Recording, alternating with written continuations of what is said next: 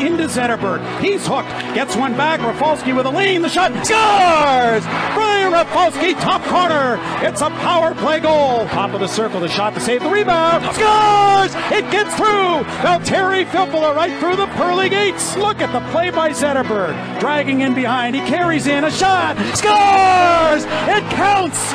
Rolled in behind. Jonette was there. That puck was loose. Just a city boy, born and raised in South Detroit. Lidstrom fires it out to center ice. 5 seconds to go. Malkin over the Detroit line, pushes it forward. Backhand try. Oh, that's good to save! And the rebound slipped right through the goal mouth.